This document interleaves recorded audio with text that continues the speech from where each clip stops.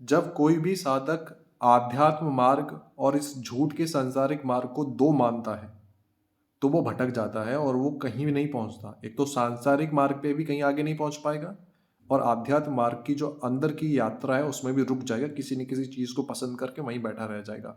किसी भी कोई नई नई चीज देखी वहीं रुक गया।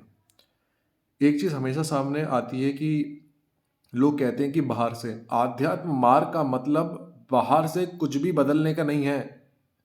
आप बाहर मिट्टी लगाकर चल रहे हैं या फिर सोना लाद के चल रहे हैं, हीरे लाद के चल रहे हैं, बड़े ध्यान से समझना, बड़े ही ध्यान से समझना इस चीज। किसी ने मिट्टी खोदी और एक चीज मिली, कह रहा पत्थर है पत्थर है, फिर चार जगह घूमे फिरे, सदियों के बाद पता पड़ा ये इसको बहुत कम मिलता है, इसको हीरा कह देते हैं, इसकी इतना मूल्य रख देते हैं। संसार से हीरे जवाहरात कुछ भी करो, कुछ बाहर नहीं जाना है, हमें पता है।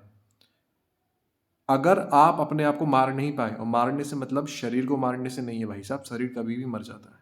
अपना मारने से मतलब अपना अहंकार कि मैं कर रहा हूं।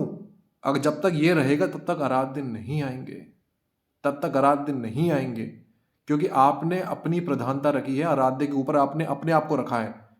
अरे मेरे हाथ पैर चल रहे हैं तो मैं किसी से हाथ मिला पा रहा हूं, हाथ जोड़ पा रहा हूं, तो हाथ किसकी वजह से जोड़े? आराध्य की वजह से।